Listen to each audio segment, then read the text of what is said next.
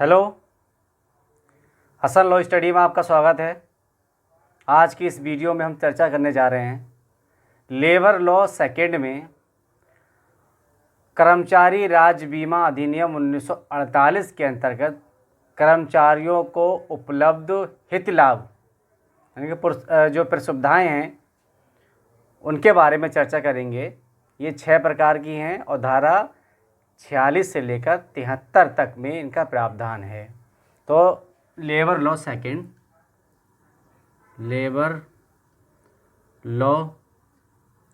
Second कर्मचारी राज्य बीमा अधिनियम 1948 में कर्मचारियों को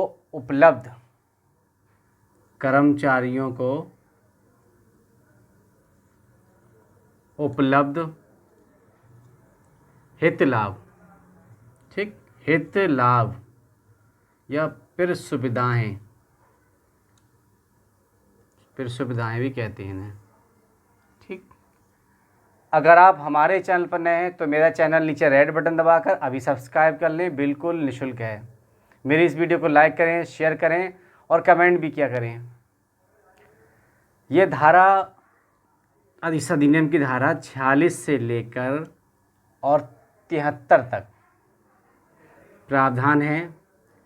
6 प्रकार के लाभ हैं, ठीक है, यही हित लाभ।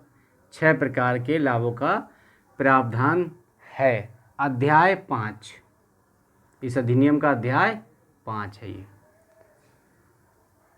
कौन कौन से लाभ हैं संक्षेप में पहले जान ले, फिर डिटेल से बात करेंगे।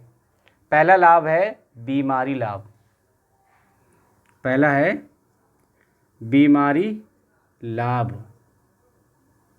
सिकनेस बेनिफिट, ठीक, सिकनेस बेनिफिट। दूसरा है चिकित्सा लाभ, चिकित्सा लाभ, इसे कहते हैं मेडिकल बेनिफिट, ठीक।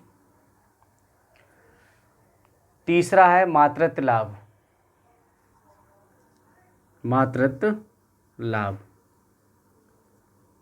मैटरनिटी बेनिफिट, ठीक। चौथा है निर्योग्यता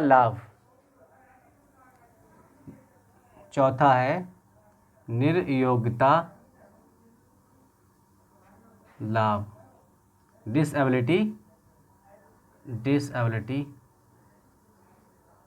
बेनिफिट, ठीक। पांचवा है आश्रित प्रसुविधा या आश्रित लाभ, आश्रित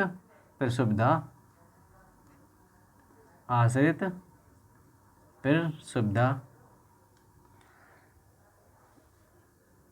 यानी कि डिपेंडेंट बेनिफिट।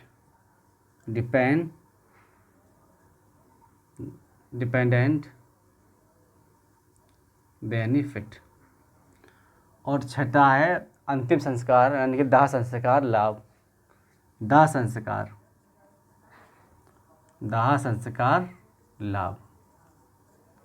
ठीक, यानी कि फ्यूनरल बेनिफिट। अब देखिए इन्हें डिटेल से। पहला देखिए बीमारी लाभ, सिकनेस बेनिफिट। देखिए धारा 49 में इसका प्रावधान है। धारा 49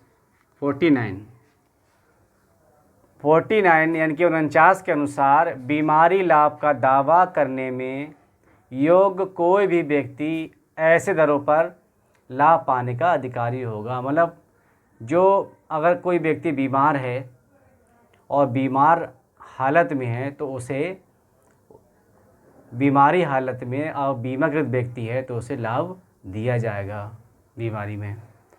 दूसरा है चिकित्सा लाभ यानी कि मेडिकल लाभ। कोई बीमाकृत व्यक्ति यानी कि जिसका बीमा करा हुआ है वो व्यक्ति बीमा किया हुआ है तथा उसके परिवार को या उसके परिवार के सदस्यों को उसकी अवधि तक के लिए और उसी स्वभाव का लाभ प्राप्त करने जैसा कि सरकार द्वारा या निगम द्वारा, निगम जो मैंने बताया था पीछे कर्मचारी राज्य बीमा निगम बताया था, उस निगम द्वारा निर्धारित हो धारा 56 में इसका प्रावधान दे रखा है। चिकित्सा बीमा का धारा 56 के अनुसार ये लाभ दिया जाएगा, चिकित्सा लाभ दिया जाएगा, उसे चिकित्सा के लिए उसकी व्यवस्था की जाएगी। अच्छा, ऐसा लाभ उसे बाह्य रोगी के रूप में तथा अस्पताल या क्लिनिक या अन्य संस्था में भर्ती होकर प्राप्त होगा या ऐसे बीमाकृत व्यक्ति के घर पर जाकर दवा की व्यवस्था करके चिकित्सा लाभ पहुंचाया जा सकता है, उसे इस तरीके से लाभ दिया जाएगा। देखिए मातृत्व लाभ देखिए कि उन महिलाओं के लिए है जो प्रेग्नेंट हो जाती हैं, उस समय के लिए जो मातृत्व लाभ उन्हें मिलेगा कि कोई भी जो बीमाकृत स्त्री है, नियोजित स्त्री है, प्रसूति प्रसुविधा का दावा किसी भी प्रसव काल के लिए जो कि लाभ की अवधि में आता है कर सकती है। इस अधिनियम के प्रावधानों के अधीन यदि कोई हो बीमाकृत महिला तो उसे प्रसव लाभ पाने का दावा करने का पूरा अधिकार है और उसे इसका लाभ मिलेगा भी। यदि और मिलेगा भी, पूरा ध्यान भी उसका रखा जाएगा। यदि प्रसव काल के पश्चात, प्रसव के बाद 6 सप्ताह की अवधि में महिला का देहांत हो जाता है, 6 सप्ताह की अवधि में, 6 सप्ताह की अवधि में अगर उसका देहांत हो जाता है, उसकी मृत्यु हो जाती है, तो जो नवजात शिशु होगा, जीवित रहता है, तो वही उस अवधि में उसका लाभ पाने का अधिकारी होगा, हकदार होगा।